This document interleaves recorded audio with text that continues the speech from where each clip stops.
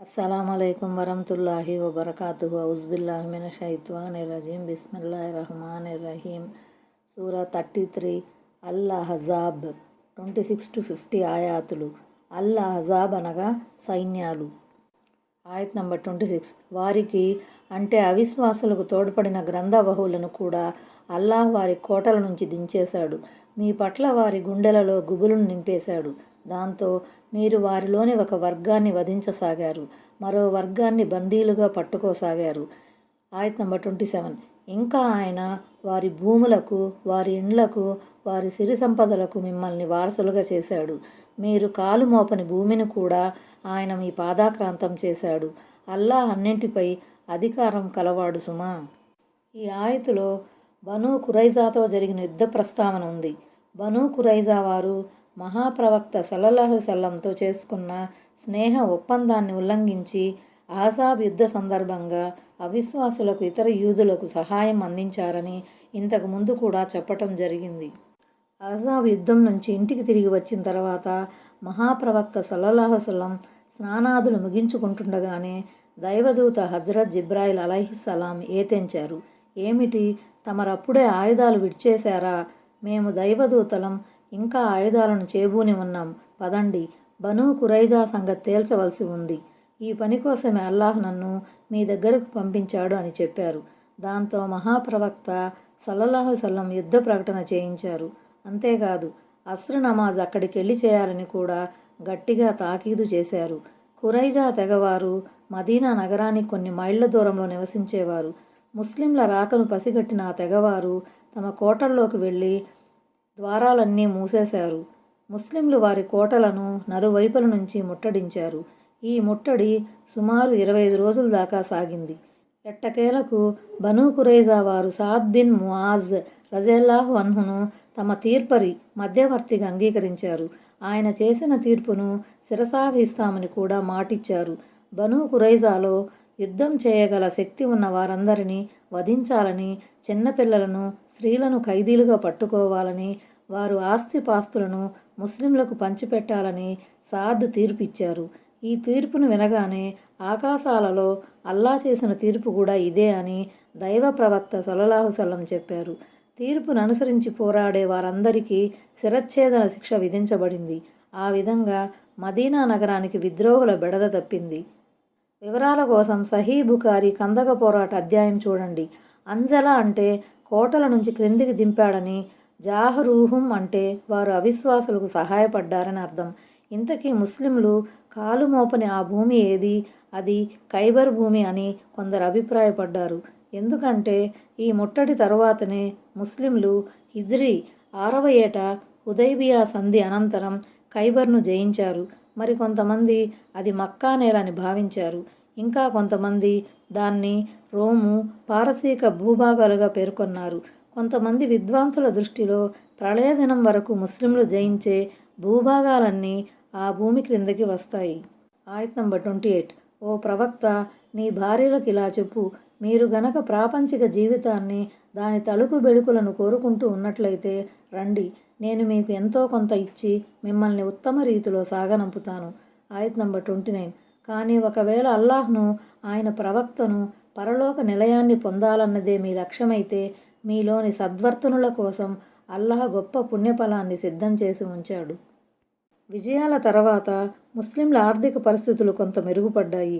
అన్సార్ల, ముహాజిర్ల మహిళల జీవన ప్రమాణాలను చూసిన తర్వాత దైవ ప్రవక్త సల్లల్లాహు సల్లం సతీమణులలో కూడా సహజంగానే కోరికలు జనించాయి. తమకు ఇవ్వబడుతున్న జీవన భృతిని పెంచవలసిందిగా వారంతా కలిసి ప్రవక్తను డిమాండ్ చేశారు. కానీ నిరాడంబర జీవి అయిన దైవ ప్రవక్త సల్లల్లాహు సల్లంకు తన భార్యల ధోరణి నచ్చలేదు. ఆయనకు మనస్తాపం కలిగింది. ఆయన తన భార్యల నుంచి నెల రోజుల దాకా వేరైపోయారు. చివరకు అల్లాహ్ ఈ ఆయతును అవతరింపజేశాడు. అప్పుడు దైవ ప్రవక్త సల్లల్లాహు సల్లం అందరికన్నా ముందు హజ్రత్ ఆయిషా రజియల్లాహు అన్హాకు ఈ ఆయతును వినిపించి స్వయం నిర్ణయాధికారం ఇచ్చారు. అయితే నిర్ణయం గైకొనే ముందు ఒకసారి తల్లిదండ్రులను కూడా సంప్రదించమని సూచించారు. దానికి హజ్రత్ ఆయిషా రజియల్లాహు అన్హా, ఏమిటి, మీ విషయంలో నేను నా తల్లిదండ్రులను సంప్రదించాలా? ఇదెలా సాధ్యం?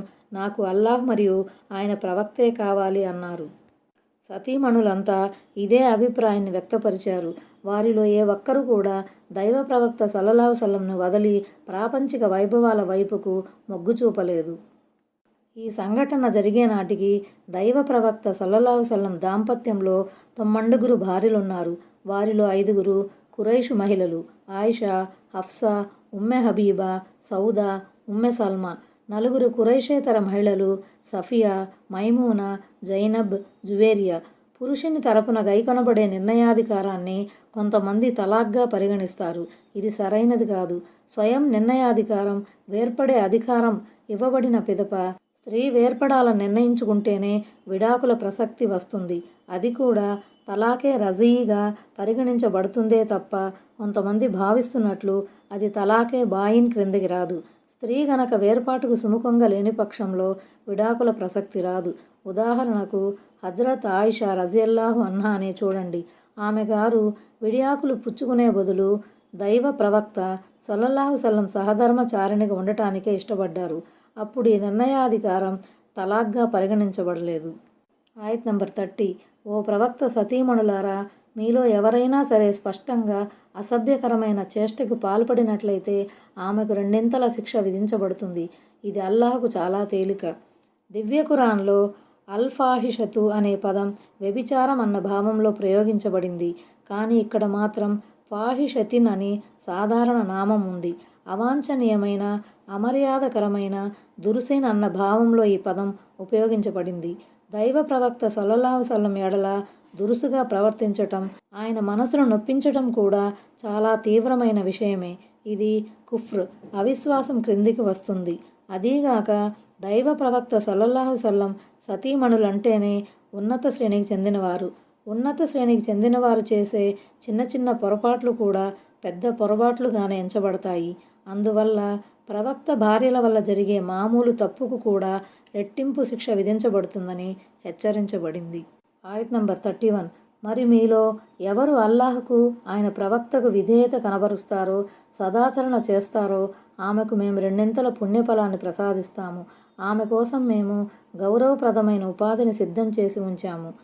వారు చేసిన తప్పుకు రెట్టింపు శిక్ష విధించినట్లే వారు చేసిన సత్కార్యాలకు పుణ్యఫలం కూడా రెట్టింపుగా ఇవ్వబడుతుందని చెప్పబడింది. దివ్య ఖురాన్లో వేరొక చోట దేవుడు తన ప్రవక్త సల్లల్లాహు సల్లంను సైతం ఈ మేరకు హెచ్చరించాడు. ఓ ప్రవక్త, ఒకవేళ నువ్వు వారి వైపుకు మొగ్గి ఉంటే మేము నీకు ప్రపంచంలో కూడా 2 శిక్ష విధించేవారం, పరలోకంలో కూడా రెట్టింపు శిక్ష ఉంటుంది. సూరా బనీ ఇజ్రాయిల్ 75. ఆయత్ నంబర్ 32. ఓ ప్రవక్త సతీమణులారా, మీరు సాధారణ స్త్రీల వంటి వారు కారు.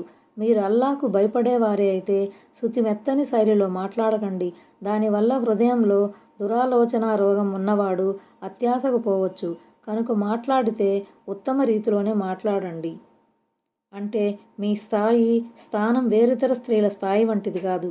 దేవుడు మీకు దైవ ప్రవక్త సల్లల్లాహు సల్లం భార్యలుగా ఉండే సౌభాగ్యాన్ని ప్రసాదించాడు.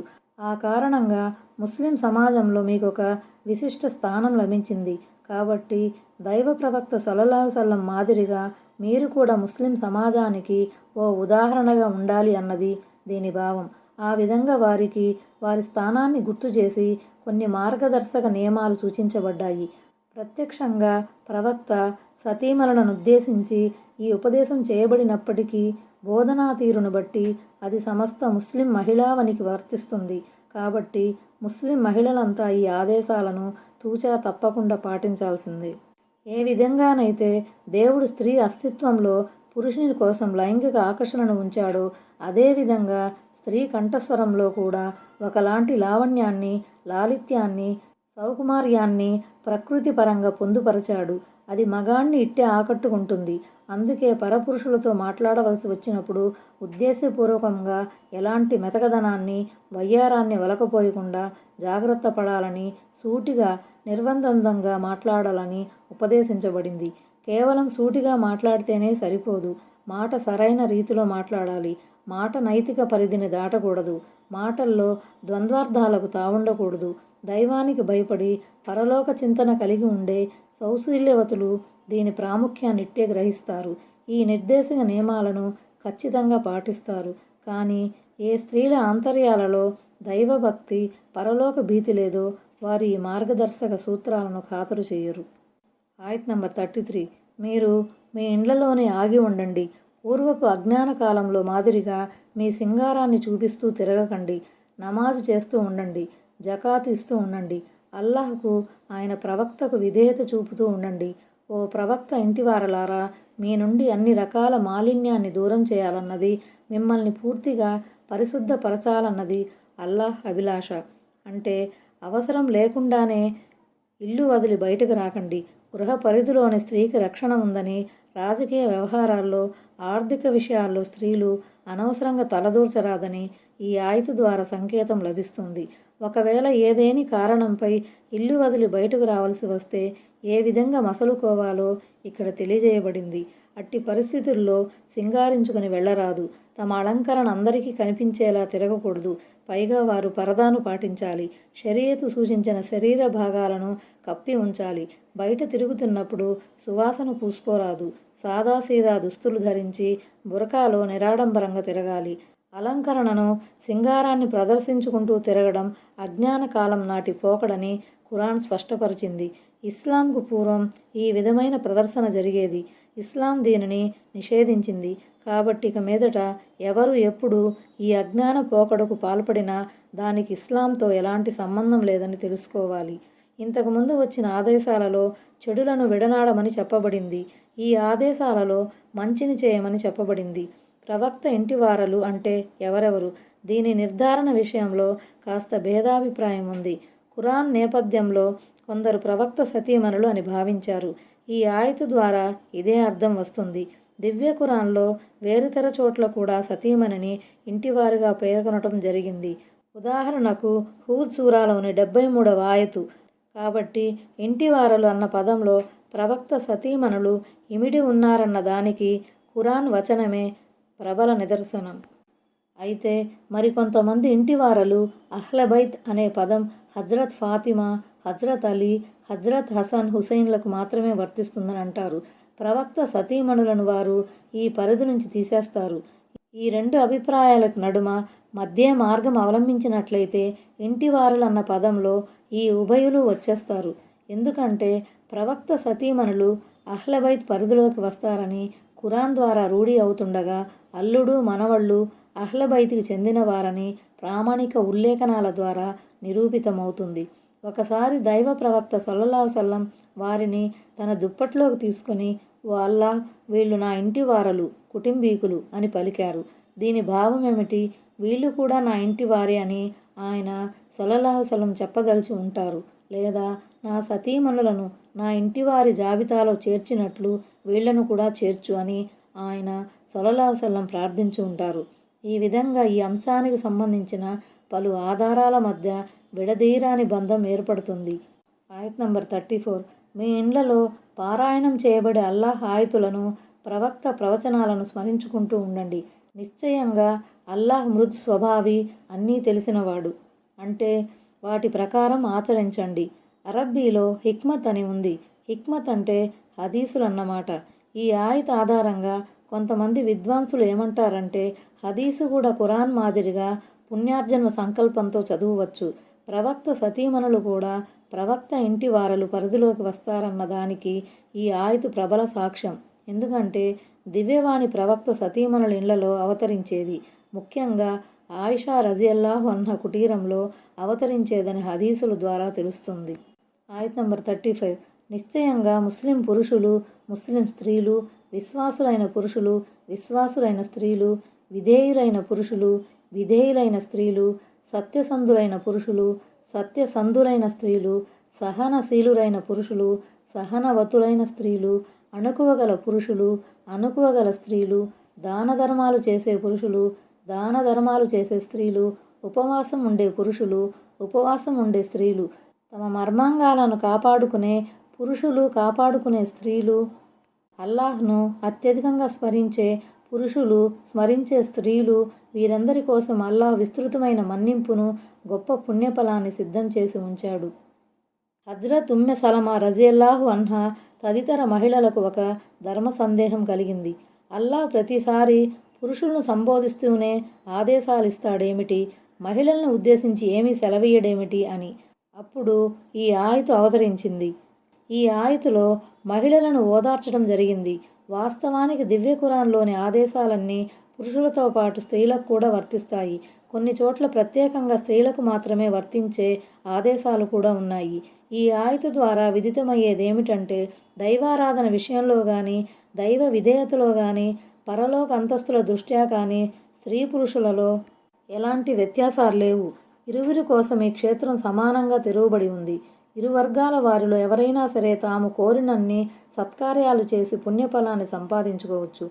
లింగ ప్రాతిపదికపై ఇక్కడ ఎలాంటి హెచ్చుతగ్గులు చేయబడవు. ముస్లింలను, విశ్వాసులను వేరువేరుగా ప్రస్తావించడం కూడా గమనించదగిన అంశమే. వారిద్దరిలో కూడా కొంత వ్యత్యాసం ఉంది. విశ్వాస, ఈమాన్ స్థాయి ఇస్లాం స్థాయి కన్నా ఉన్నతమైనదని ఖురాన్, హదీసుల ద్వారా రూఢి అవుతుంది. ఆయత్ నంబర్ 36 చూడండి. అల్లాహ్ మరియు ఆయన ప్రవక్త ఏ వ్యవహారంలోనైనా ఒక నిర్ణయం చేసిన తర్వాత విశ్వాసులైన ఏ పురుషునికి కానీ స్త్రీకి కానీ తమకు వర్తించే ఆ వ్యవహారంలో ఎలాంటి స్వయం నిర్ణయాధికారం మిగిలి ఉండదు. ఒకవేళ ఎవరైనా అల్లాహ్కు, ఆయన ప్రవక్తకు అవిధేయత చూపితే అతను స్పష్టమైన అపమార్గానికి లోనైనట్లే. జాగ్రత్త.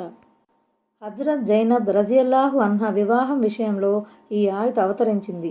హజ్రత్ జైద్ బిన్ హారిసా రజియల్లాహు అన్హు అరబ్బు జాతీయులే అయినప్పటికీ బాల్యంలో ఎవరో ఆయన్ని పట్టుకొని బలవంతంగా బానిసగా అమ్మేశారు. మహాప్రవక్త సల్లల్లాహు అలైహి వసల్లం వివాహం హజ్రత్ ఖదీజా రజియల్లాహు అన్హతో జరిగినప్పుడు ఆమె గారు జైద్ను మహాప్రవక్త సల్లల్లాహు అలైహి వసల్లంకు కానుకగా ఇచ్చారు. అప్పుడు మహాప్రవక్త సల్లల్లాహు అలైహి వసల్లం జైద్కు బానిసత్వం నుంచి విముక్తినిచ్చి ఆయన్ని తన పెంపుడు కొడుకుగా చేసుకున్నారు. అంతేకాదు, తన మేనత్త కూతురైన హజ్రత్ జైనబ్ రజియల్లాహు అన్హాను ఆయనకిచ్చి వివాహం జరిపించాలనుకున్నారు.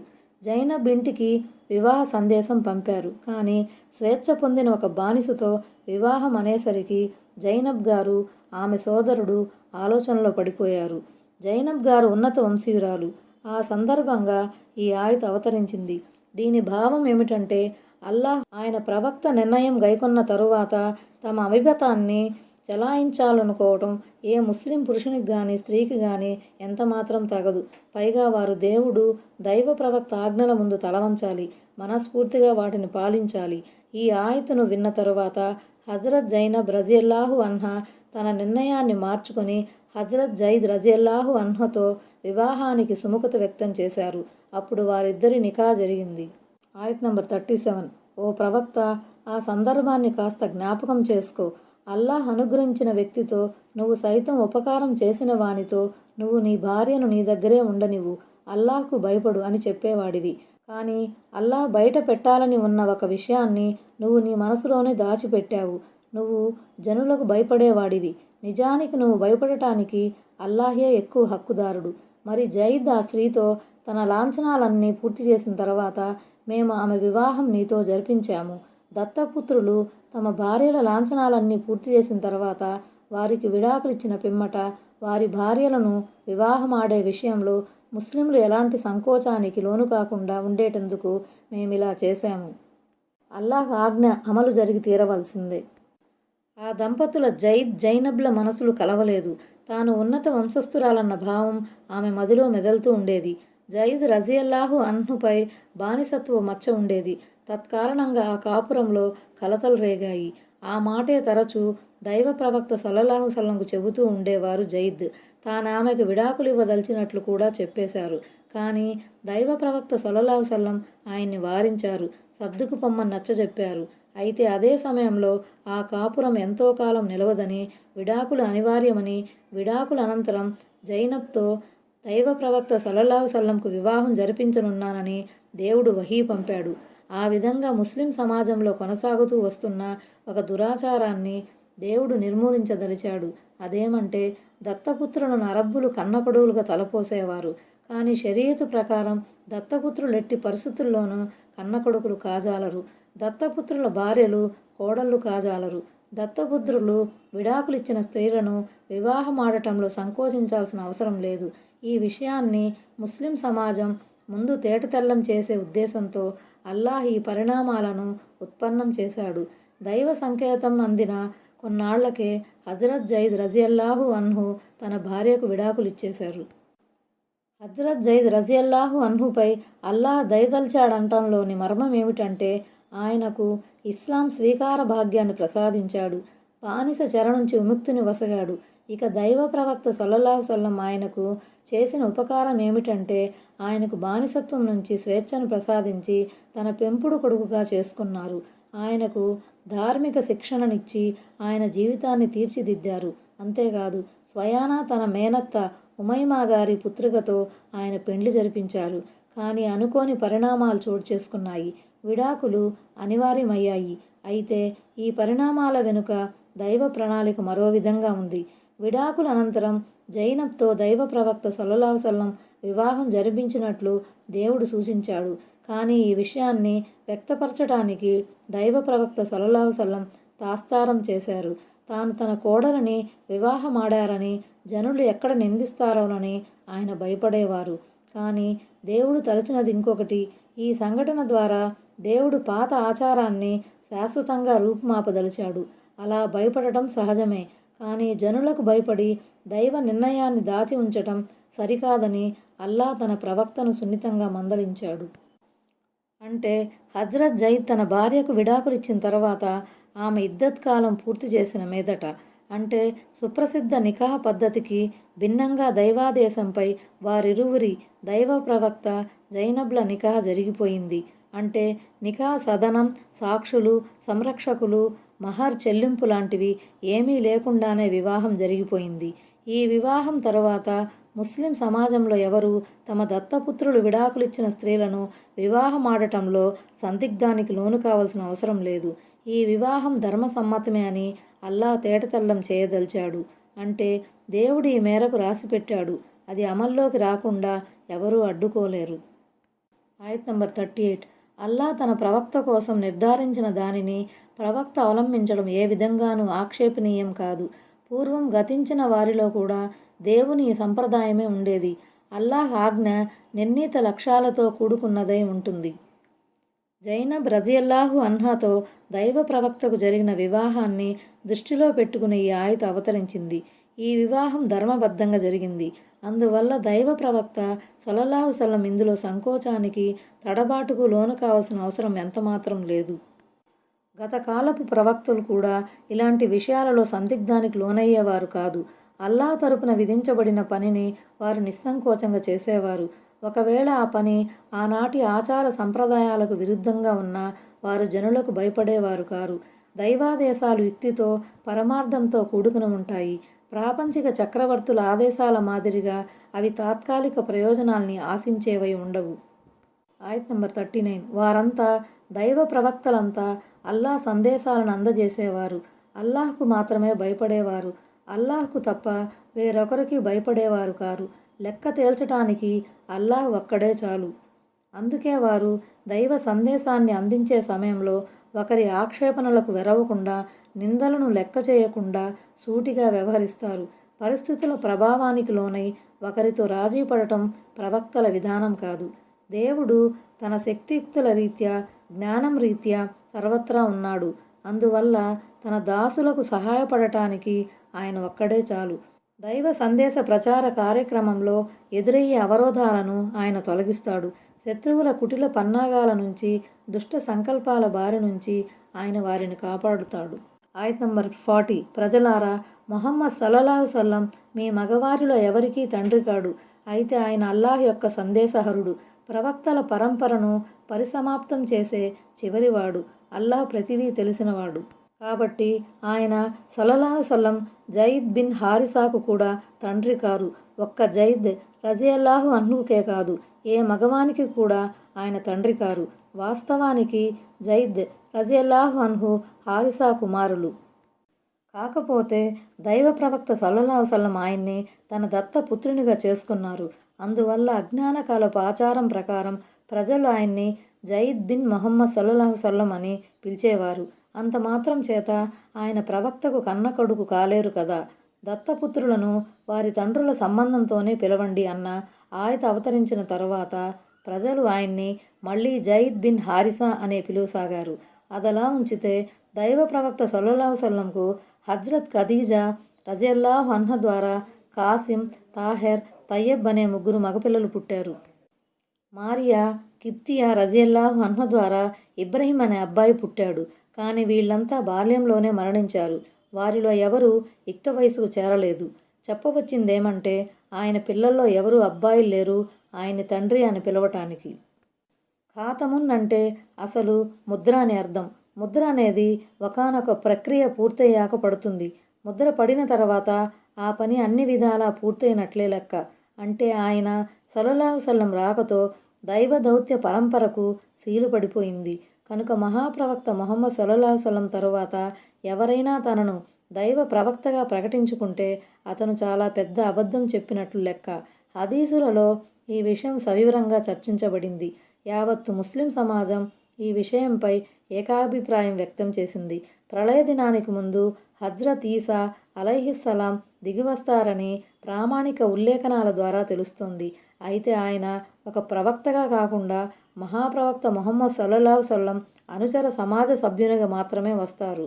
కాబట్టి ఈసా అలైహిస్సలాం రాక దైవ దౌత్య పరిసమాప్తి సిద్ధాంతానికి విరుద్ధమైనది కాదు. ఆయత్ నంబర్ 41 ఓ విశ్వాసులారా, అల్లాహ్ను అత్యధికంగా స్మరించండి. ఆయత్ నంబర్ 42 ఉదయం సాయంకాలం ఆయన పవిత్రతను కొనియాడండి. ఆయత్ నంబర్ 43 మీపై తన కరుణానుగ్రహాలను పంపేవాడు ఆయనే. ఇంకా ఆయన దూతలు కూడా మీపై కారుణ్యం కురవాలని ప్రార్థిస్తారు. ఆయన మిమ్మల్ని చీకట్ల నుంచి వెలికి తీసి వెలుగు వైపుకు తీసుకువచ్చేటందుకు. అల్లాహ్ విశ్వాసుల పాలిట అపార కరుణామయుడు. ఆయత్ నంబర్ 44 వారు ఆయన్ని అల్లాహ్ను కలుసుకున్న రోజున వారికి సలాంతో స్వాగత సత్కారాలు లభిస్తాయి. వారి కోసం అల్లాహ్ గౌరవప్రదమైన పుణ్యఫలాన్ని సిద్ధం చేసి ఉంచాడు. అంటే స్వర్గంలో దైవదూతలు విశ్వాసులకు సలాం చేసి స్వాగతం పలుకుతారు, లేదా విశ్వాసులు పరస్పరం సలాం చెప్పుకుంటారు. ఆయత్ నంబర్ 45 ఓ ప్రవక్త, నిశ్చయంగా మేమే నిన్ను ప్రవక్తగా ఎన్నుకొని సాక్ష్యమిచ్చేవానిగా, శుభవార్తలు వినిపించేవానిగా, హెచ్చరించేవానిగా చేసి పంపాము. కొంతమంది సాక్షి, షాహీద్ అనే పదాన్ని ప్రత్యక్షమై ఉండేవాడు, చూస్తూ ఉండేవాడు అన్న అర్థాల్లో తీసుకున్నారు. ఇది సరైనది కాదు. అసలు అర్థం ఏమిటంటే దైవ ప్రవక్త సల్లల్లాహు సల్లం తన అనుచర సమాజం కొరకు సాక్షిగా ఉంటారు. తనను విశ్వసించిన వారి కోసం, తనను ధిక్కరించిన వారి కోసం కూడా సాక్షిగానే ఉంటారు. ప్రళయ దినాన ఆయన సల్లల్లాహు సల్లం విశ్వాసులను ఉజూతో తడిసిన వారి శరీర భాగాల ఆధారంగా గుర్తుపడతారు. అదేవిధంగా ఆయన ఇతర ప్రవక్తల కర్తవ్య నిర్వహణను గురించి సాక్ష్యమిస్తూ వారు తమ బాధ్యతను సజావుగా నిర్వర్తించారని చెబుతారు. అల్లాహ్ వసగిన వాస్తవిక పరిజ్ఞానం ఆధారంగా ఆయన సల్లల్లాహు సల్లం ఈ సాక్ష్యం ఇస్తారు. అంతేగాని ఆ ప్రవక్తలందరినీ తన కళ్ళతో చూసినందున కాదు. ఆయత్ నంబర్ 46 ఇంకా అల్లాహ్ ఆజ్ఞచే ఆయన వైపుకు పిలిచేవానిగా వెలుగును విరజిమ్మే దీపంగా చేసి పంపాము. దీపపు వెలుగు ద్వారా చీకట్లు ఎలా దూరం అవుతాయో అలాగే ఆయన సల్లల్లాహు సల్లం కృషి ద్వారా అవిశ్వాసం, బహుదైవోపాసనా చీకట్లు తొలగిపోయాయి. ఈ దీపం ప్రళయదినం వరకు తన వెలుగును విరజిమ్ముతూ ఉంటుంది. దీని నుంచి ఎవరంత జ్యోతిని పొందదలుచుకుంటే అంతగా పొందవచ్చు. ఆయత్ నంబర్ 47 విశ్వసించిన వారికి అల్లాహ్ తరపున గొప్ప అనుగ్రహం ఉందన్న శుభవార్తను నువ్వు వారికి వినిపించు. ఆయత్ నంబర్ 48 అవిశ్వాసుల, వంచకుల మాట వినకు. వారి తరపున జరిగే వేధింపులను లెక్క చేయకు. అల్లాహ్నే నమ్ముకో. కార్యసాధకునిగా అల్లాహ్ ఒక్కడే చాలు. ఆయత్ నంబర్ 49 ఓ విశ్వాసులారా, మీరు విశ్వాసులైన స్త్రీలను వివాహమాడినప్పుడు వారిని తాకకముందే మీరు వారికి విడాకులిస్తే అట్టి పరిస్థితుల్లో మీరు లెక్కించే గడువు కాలం ఇద్దత్ పూర్తి చేయమని వారిని కోరే అధికారం మీకు లేదు. కాబట్టి వారికి ఎంతో కొంత ముట్టజెప్పి ఉత్తమ రీతిలో సాగనంపండి. వివాహమాడిన స్త్రీలతో సమాగమం జరిపిన తర్వాత విడాకులిస్తే విడాకులిచ్చే సమయానికి వారు పడుచువారుగానే ఉంటే అట్టి పరిస్థితుల్లో వారి గడువు ఇద్దత్ కాలం 3 ఋతువులు. సూరా అల్-బకరా 228. అయితే ఈ ఆయతులో వివాహమాడిన తర్వాత భర్తతో సంభోగం జరపని స్త్రీల గురించి చెప్పబడింది. అలాంటి స్త్రీలకు గనక విడాకులిస్తే వారిపై ఇద్దత్ ఆంక్షలు ఉండవు. ఆ స్థితిలో విడాకులు పొందిన స్త్రీలు ఎలాంటి నిరీక్షణ చేయకుండా వెంటనే వివాహం చేసుకోవచ్చు.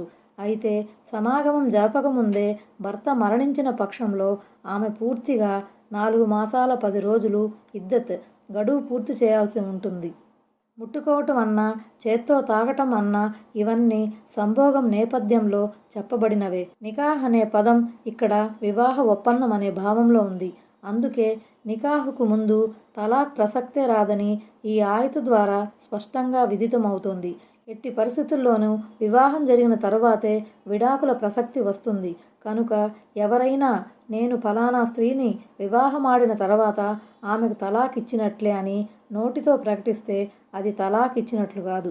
అలాగే ఎవరైనా నేను ఏ స్త్రీని వివాహమాడినా సరే వివాహమాడిన పిదప ఆమెకు విడాకులిచ్చినట్లేనని అర్థం లేని ప్రకటన చేసినంత మాత్రాన విడాకులు కావు. కొంతమంది ధర్మవేత్తలు ఫుకహా ఈ మాట మూలంగా కూడా విడాకులు అయిపోతాయి అని తమదైన భాష్యం చెప్పుకువచ్చారు. కానీ ఇది సరైనది కాదు. దైవ వాక్యాలతో దేవుని షరియతుతో చెలగాటమాడే ప్రయత్నం చేయరాదని గట్టిగా తాకీదు చేయబడింది. హదీసులో ఇలా ఉంది: నికాహ్ ముందు తలాక్ విడాకుల ప్రసక్తే లేదు. మరో హదీసులో ఇలా అనబడింది: ఆదం పుత్రుడు ఏ వస్తువుకు యజమాని కాడో దానిపై అతనికి తలాక్ అధికారం లేదు. నికాహు పూర్వం తలాక్ అనేది ఒక వెకిలి చేష్ట అని, షరీయతులో దానికి ఎలాంటి స్థానము లేదని ఈ హదీసుల ద్వారా రూఢి అవుతుంది. దీన్ని ముత్తా అంటారు. మహర్ ముందుగానే నిర్ణయించబడి ఉన్న పక్షంలో సగం మహర్ ఇవ్వవలసి ఉంటుంది. ఒకవేళ మహర్ నిర్ణయించబడిన పక్షంలోనైతే తమ స్తోమతను బట్టి ఎంతో కొంత ఇచ్చి సాగనంపాలి. అంటే వారిని భయపెట్టడం కానీ వేధించడం కానీ చేయకుండా, వారిని నలుగురిలో నవ్వుల పాలు చేసే ప్రయత్నం చేయకుండా సగౌరవంగా సెలవివ్వాలి. వీలైతే వారికి కొంత ఆర్థిక సహాయం కానీ లేదా కానుకల రూపేణా ఏదైనా ఇచ్చి కానీ వదిలిపెట్టాలి. ఆయత్ నంబర్ 50. ఓ ప్రవక్త, నువ్వు మహర్ సొమ్మును చెల్లించిన నీ భార్యలను నీకోసం ధర్మసమ్మతం చేశాము. ఇంకా విజయప్రాప్తిగా అల్లాహ్ నీకు ప్రసాదించిన బానిస స్త్రీలను, నీతో పాటు వలస వచ్చిన నీ పినతండ్రి పెత్తండ్రి కుమార్తెలను, నీ మేనత్తల పుత్రికలను, నీ మేనమామ కూతుళ్లను, నీ పిన్నమ్మ పెద్దమ్మల కుమార్తెలను కూడా నీకు ధర్మసమ్మతం చేశాము. మరి విశ్వసించిన ఒక స్త్రీ తనను తాను దైవ ప్రవక్తకు అర్పించుకోదలిస్తే అట్టి పరిస్థితుల్లో దైవ ప్రవక్త కూడా ఆమెను పెండ్లాడదలిస్తే పెండ్లాడవచ్చు. ఓ ప్రవక్త, ఈ మినహాయింపు విశ్వాసులందరికీ కాకుండా నీకొక్కనికే ప్రత్యేకం. సాధారణ ముస్లింలకు వారి భార్యల, వారి బానిస స్త్రీల విషయంలో ఏ ఏ ఆదేశాలను నిర్ధారించి ఉన్నామో మాకు బాగా తెలుసు. నీకెలాంటి ఇబ్బంది కలగకుండా ఉండేటందుకే మేము నీకు ప్రత్యేక రాయితీలు ప్రకటించాము. అల్లాహ్ ఎంతగానో క్షమించేవాడు, మరెంతగానో కరుణించేవాడు. కొన్ని షరియతు ఆదేశాలలో దైవ ప్రవక్త సల్లల్లాహు సల్లంకు ప్రత్యేకత ఒసగబడింది. ఉదాహరణకు తహజుద్ నమాజు ఆయన సల్లల్లాహు సల్లం కొరకు విధి ఫర్జుగా చేయబడిందని పండితుల్లో ఒక వర్గం అభిప్రాయపడుతుంది. అలాగే దాన ధర్మాలు పుచ్చుకోవటం ఆయన సల్లల్లాహు సల్లం కొరకు నిషేధించబడింది.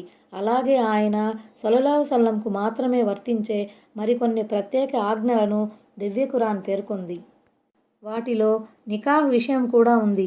ఆయన సల్లల్లాహు సల్లం మహర్ సొమ్మును చెల్లించిన స్త్రీలు వారెందరైనా సరే ఆయన కొరకు ధర్మసమ్మతమే. యుద్ధ ఖైదీలుగా వచ్చిన హజ్రత్ సఫియా రజియల్లాహు అన్హా, హజ్రత్ జువైరియా రజియల్లాహు అన్హాలను ఆయన విడుదల చేసి దాన్నే మహర్గా ఖరారు చేశారు. మిగిలిన భార్యలందరికీ నగదు రూపంలో మహర్ చెల్లించారు. ఒక్క ఉమ్మె హబీబా రజియల్లాహు అన్హా మహర్ను మాత్రం నజాషీ చక్రవర్తి తన తరపున చెల్లించాడు. హజ్రత్ సఫియా, హజ్రత్ జువేరియా విజయప్రాప్తిగా ఆయన సల్లల్లాహు సల్లం బాటాలోకి రాగా ఆయన సల్లల్లాహు సల్లం వారిద్దరికీ స్వేచ్ఛను ప్రసాదించి నికా చేసుకున్నారు. రైహానా రజియల్లాహు అన్హా, మారియా కిప్తియా రజియల్లాహు అన్హాలు బానిస స్త్రీలుగా ఆయన స్వాధీనంలోకి వచ్చారు. నీతో పాటు వలస వచ్చిన స్త్రీలు అంటే మక్కా నుంచి మదీనాకు దైవ మార్గంలో హిజ్రత్ చేసిన వారని భావం. నిజానికి దైవ ప్రవక్త సల్లల్లాహు సల్లం వెంట వారెవరూ హిజ్రత్ చేయలేదు. వారంతా తరువాత వచ్చిన వారే.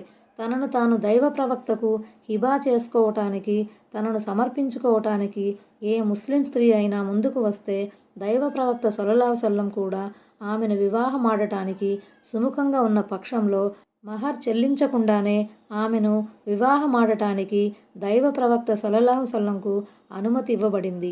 ఈ రకమైన అనుమతి ఒక్క దైవ ప్రవక్త సల్లల్లాహు సల్లంకు మాత్రమే పరిమితం, ప్రత్యేకం. ఈ ఆదేశం సాధారణ ముస్లింలకు వర్తించదు. సాధారణ ముస్లింలు ఏ స్త్రీని వివాహమాడదలిచినా మహర్ను విధిగా చెల్లించాల్సిందే. అంటే నికా విషయంలో మేము సాధారణ ముస్లింలపై కొన్ని ఆంక్షలను నిర్ధారించాము. ఉదాహరణకు, ముస్లిం పురుషులు ఏకకాలంలో 4 మహిళలకు మించి తమ వివాహ బంధంలో ఉంచలేరు. అలాగే వారు ఎవరిని వివాహమాడినా దానికోసం మహిళ తరపు నుంచి ఒక వ్యక్తి వలి సంరక్షకుడుగా ఉండాలి. 2 సాక్షులుండాలి. అయితే ధర్మబద్ధంగా స్వాధీనంలోకి వచ్చిన బానిస స్త్రీల సంఖ్యపై మాత్రం ఎలాంటి పరిమితి లేదు. కానీ ప్రస్తుతం బానిస స్త్రీల సమస్యే లేదు. ప్రవక్త సల్లల్లాహు అలైహి వసల్లం పట్ల అవలంబించబడిన సడలింపుల వైఖరి కారణం ఇక్కడ తెలుపబడింది. ఆనాటి పరిస్థితుల దృష్ట్యా ఉమ్మత్కు, ముస్లిం సమాజానికి వనగూడవలసి ఉన్న ఇతోధిక ప్రయోజనాల దృష్ట్యా దేవుడు తన ప్రవక్తకు ఈ వెసులుబాటును కల్పించాడు. అస్సలాము అలైకుం వరహ్మతుల్లాహి వబరకాతుహు.